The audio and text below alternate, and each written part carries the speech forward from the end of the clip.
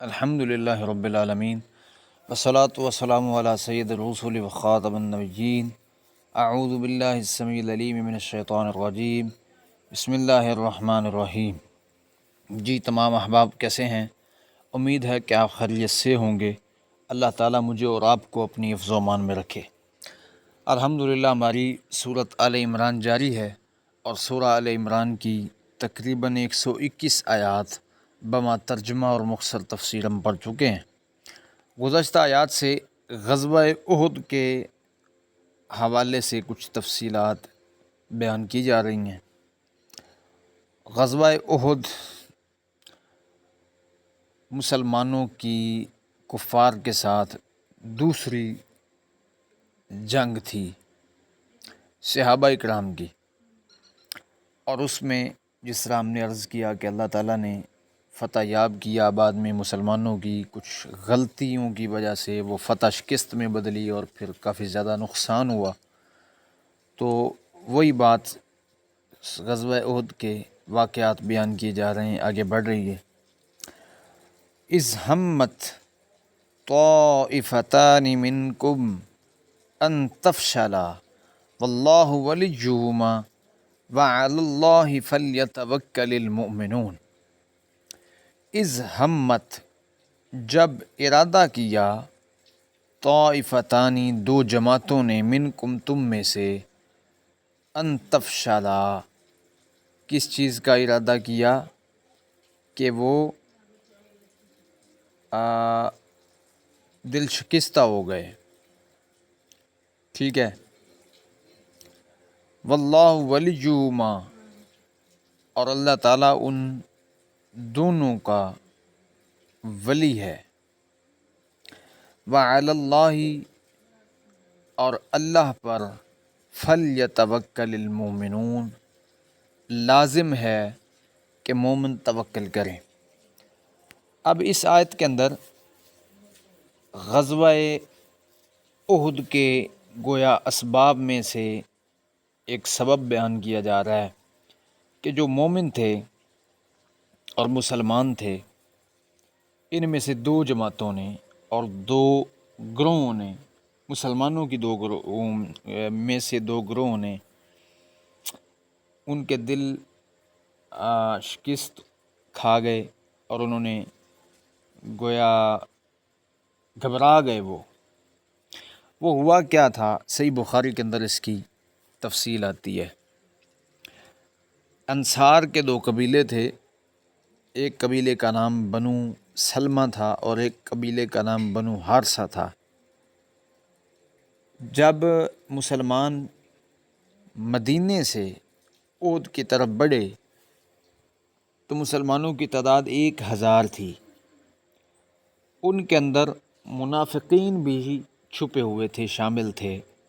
جو اوپر سے کہتے تھے کہ ہم مسلمان ہیں،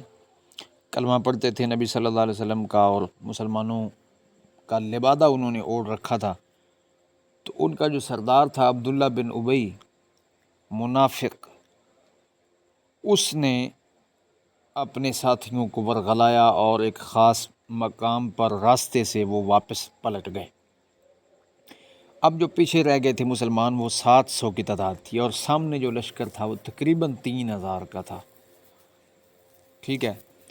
تو اب یہ جو مسلمان تھے، ان کے اندر انصار کے جو قبیلوں کا یہاں پہ ذکر موجود ہے، اشارہ موجود ہے اور حدیث میں وضاحت موجود ہے، ان کے دو قبیلوں کے جو لوگ تھے، ان کے دل کے اندر منافقین کی واپسی پر کو تھوڑی سی وہ آ گئی کہ پتہ نہیں کیا بنے گا، تو انہوں نے بھی یہ ہمت ہار گئے۔ تو اللہ تعالیٰ بیان کر رہے ہیں، ان کی طرف اشارہ ہے کہ مسلمانوں میں سے دو گروہ ایسے بھی تھے جنہوں نے ہار مان لی اور ٹینشن لے گئے۔ واللہ ولیہما، حالانکہ اللہ تعالیٰ دونوں کا ولی تھا، یعنی اللہ نے ان کے ایمان کو ضائع نہیں کیا اس پر۔ اس سے اندازہ ہوتا ہے صحابہ کرام سے جو غلطیاں ہوئی ہیں، ان کی غلطیوں کو لے کر ان کے کفر اور اسلام کے فیصلے نہیں کیے جاتے، بلکہ صحابہ ایک عام انسانوں کی طرح انسان تھے، اور عام لوگوں کی طرح بشر تھے، ان سے کمیاں، کمزوریاں اور غلطیاں یہ ہوتی رہی ہیں، اور اللہ اور اس کے رسول صلی اللہ علیہ وسلم معاف کرتے رہے ہیں۔ تو واللہ ولی مومن، دونوں کا ولی بھی اللہ تھا، دوست تھا اللہ تعالیٰ دونوں گروہوں کا، جن کے دل میں جو منافقین کے واپس جانے پر متاثر ہوئے یا ان کے اندر تھوڑا سا وہ توکل کی کمی آ گئی۔ آگے اللہ تعالیٰ نے پھر آئندہ توکل کرنے اور آئندہ ثابت قدم رہنے کی تلقین فرمائی، وَعَلَى اللَّهِ فَلْيَتَوَكَّلِ الْمُؤْمِنُونَ، پس مومنوں کو چاہیے کہ اللہ پر ہی توکل کریں۔ یہ تعداد جو قلت ہے اس کے ساتھ کچھ نہیں ہوتا، نہ ہی زیادہ تعداد کے ساتھ کچھ ہوتا ہے، اصل چیز ہے اللہ پر توکل اور بھروسہ کرنا، اور پھر اس کے نتیجے میں اللہ کی مدد اور نصرت کا نازل ہونا۔ تعداد کچھ معنی نہیں رکھتی۔ قرآن مجید کے ایک اور مقام پر سورہ بقرہ میں آتا ہے کہ کتنی چھوٹی چھوٹی ایسی جماعتیں ہیں اور گروہ ہیں جنہوں نے غلبہ پا لیا بڑی جماعتوں پر، غلبت فئتن کثیرتن او کما قال۔ تو یہ توکل کی بنیاد پر یہ چیزیں ہوتی ہیں، اور اللہ پر بھروسہ اور یقین اور اللہ کے ساتھ تعلق باللہ ہو، تو پھر ہار جو ہے نا یہ نہیں ہوتی، پھر جیت ہی جیت ہوتی ہے۔ ان للمتقین مفازا، پھر کامیابی متقین کے لیے، بشرطے کہ وہ تقوی والے تو ہوں نا، اللہ پر اس قدر اعتماد ہو کہ آسمان سے مدد نازل ہو۔ آگے وَلَقَدْ نَصَرَكُمُ اللَّهُ بِبَدْرٍ، اور یقیناً نصرکم اللہ، تمہیں تمہاری مدد کی اللہ تعالیٰ نے، ببدر، بدر میں، وَأَنْتُمْ أَذِلَّةٌ، حالانکہ تم انتہائی کمزور تھے، فَاتَّقُوا اللَّهَ، پس ڈرتے رہو اللہ سے، لَعَلَّكُمْ تَشْكُرُونَ، تاکہ تم شکر گزار بن جاؤ۔ اب اس آیت کے اندر اللہ تعالیٰ نے پھر بدر کا معرکہ یاد دلایا، چونکہ احد میں مسلمانوں کی کچھ خاص غلطیوں کی وجہ سے ان کو فتح شکست میں بدل گئی، اور یہ ثابت قدم اس طرح نہ رہ سکے مسلمان جس طرح رہنا چاہیے تھا، اور اللہ پر توکل اس قدر نہ کر سکے جس طرح کرنا چاہیے تھا، جس طرح اس سے پہلے بدر میں۔ پھر اللہ تعالیٰ نے بدر کا وہ سین بھی یاد دلایا مسلمانوں کو کہ اس وقت اللہ تعالیٰ نے تمہاری مدد کی تھی بدر میں، حالانکہ تم انتہائی کمزور تھے، اس وقت تو تمہاری تعداد 313 تھی، اب تو پھر بھی 700 یا کچھ تم ہو منافقین کو نکال کر، تو تب تو تم 313 تھے، تو تب اگر تم کامیاب ہو سکتے ہو تو اس میدان میں بھی تم کامیاب ہو سکتے تھے اگر تم اللہ پر توکل کرتے تو یہ یہاں پہ بدر کا جو معرکہ ہے یہ یہاں پہ یاد دلایا گیا کہ میدان بدر میں اللہ تعالیٰ نے تمہارے کمزور ہونے کے باوجود تمہاری مدد کی اور نصرت آسمان سے نازل کی، اور پھر ساتھ ہی آئندہ ثابت قدم رہنے کے لیے اللہ تعالیٰ نے تقوی اختیار کرنے کی تعلیم دی کہ صحیح جو اس کا حل ہے یا سولوشن ہے کامیابی کا، کامرانی کا، وہ ہے تقوی اور للہیت اور شکر گزاری۔ ان بنیادوں پر تم فتح حاصل کر سکتے تھے اور کر سکتے ہو، جس طرح تمہاری بدر کے اندر کامیابی ہوئی۔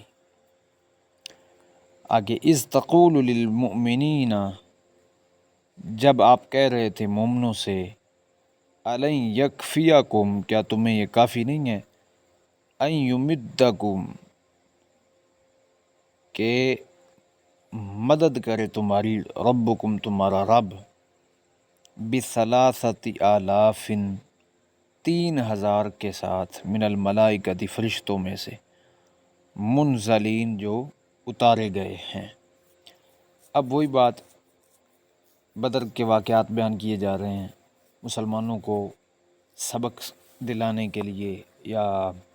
ان کا گزشتہ جو کردار تھا وہ یاد دلانے کے لیے۔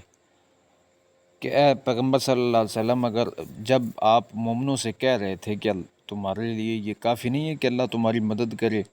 3000 فرشتوں کے ذریعے، اور پھر اللہ تعالیٰ نے یہ مدد کی بھی۔ اب سورہ انفال کے اندر اس کی پوری ڈیٹیل موجود ہے کہ یہ فرشتوں کے اترنے کی کیفیت کیا تھی، اور اس طرح اور دیگر تفصیلات۔ تو پھر بدر کے میدان میں اللہ تعالیٰ نے فرشتوں کے ذریعے مسلمانوں کی مدد بھی فرمائی، نصرت بھی فرمائی۔ وہاں پر 1000 کا ذکر ہے اور یہاں پر 3000 کا، اور پھر اس کے بعد 5000 والی آیت بھی آگے آ رہی ہے۔ ان تینوں جو تعداد ہے فرشتوں کی، اس میں کوئی تعارض نہیں ہے، بلکہ اس کا جواب یہ ہے کہ پہلے 1000 کا وعدہ تھا، پھر 3000 کا وعدہ ہوا، اور پھر 5000 تک بھی فرشتے بدر کے میدان میں مسلمانوں کی مدد اور نصرت کے لیے نازل کیے گئے۔ آگے، بلا کیوں نہیں، ان تصبروا، اگر تم صبر کرو، وتتقوا، اور تقوی اختیار کرو، وَيَأْتُوكُمْ، اور وہ تمہارے پاس آئیں، من فورہم ھذا، اپنے اس جوش کے ساتھ، یمددکم، تو تمہاری مدد کرے گا، ربکم، تمہارا رب، بخمسۃ آلاف من الملائکۃ، 5000 فرشتوں کے ذریعے، مصومین، جو نشان زدہ ہیں، نشان والے ہیں، خاص نشان والے۔ یعنی وہی بات کہ اگر تم تقوی اختیار کرتے اس غزوہ احد کے اندر بھی، تو پھر تمہاری ایسے ہی مدد ہونی تھی جیسے پیچھے 5000 فرشتوں کے ذریعے تمہاری مدد ہو چکی ہے۔ تو اس کا حال بھی ایک صبر بتایا، آئندہ ثابت قدم رہنے کے لیے اور آئندہ اللہ کی مدد حاصل کرنے کے لیے، اللہ کی نصرت حاصل کرنے کے لیے جو حل بتایا وہ یہی کہ تقوی اختیار کرتے رہو اور اللہ سے ڈرتے رہو، صبر کا دامن ہاتھ سے نہ چھوڑو، تو پھر فرشتے بھی آئیں گے اپنے پورے جوشی کی حالت میں، اور اللہ تمہاری 5000 فرشتوں کے ذریعے مدد بھی کرے گا۔ آگے، وما جعلہ اللہ، اور اللہ تعالیٰ نے اس کو نہیں بنایا، الا بشرا، مگر بشارت، لکم، تمہارے لیے، ولتطمئن، اور تاکہ اطمینان ملے، قلوبکم، تمہارے دلوں کو بھی اس کے ذریعے، ومن نصر، اور نہیں ہے مدد، الا من عند اللہ، مگر اللہ تعالیٰ کے پاس، العزیز الحکیم، جو غالب ہے اور کمال حکمت والا ہے۔ یعنی یہ جو واقعات بیان کیے جا رہے ہیں بدر کے، اس کو اللہ تعالیٰ نے تمہارے لیے خوشخبری بنایا، اور اس وجہ سے کہ تمہارے دل تسلی پکڑیں اور اطمینان حاصل کریں، اور مدد نہیں ہے مگر اللہ کے پاس۔ یعنی انسان کی اپنی محنت اور جد و جہد کا ایک بہانہ ہوتا ہے، اصل میں مدد تو اللہ تعالیٰ ہی کے پاس ہوتی ہے، جو بندے کے جذبات اور اس کے اعمال اور اس کی نیت، خلوص نیت جو ہے، ان بنیادوں پر اللہ تعالیٰ آسمان سے نازل کرتے ہیں۔ اصل مدد آسمان سے نازل ہوتی ہے، باقی انسان تو کوشش ہی کر سکتا ہے۔ یہ تھا جی ہمارا آج کا سبق۔ اللہ تعالیٰ عمل کی، سمجھنے کی توفیق عطا فرمائے، اور اللہ تعالیٰ قرآن مجید کو ہمارے لیے آسان بنا دے، اس قرآن کو دنیا میں عزت، شفا، صحت، عافیت کا باعث بنائے، اور آخرت میں بھی اللہ تعالیٰ کامیابی، کامرانی کا باعث بنائے۔ وآخر دعوانا الحمد للہ رب العالمین۔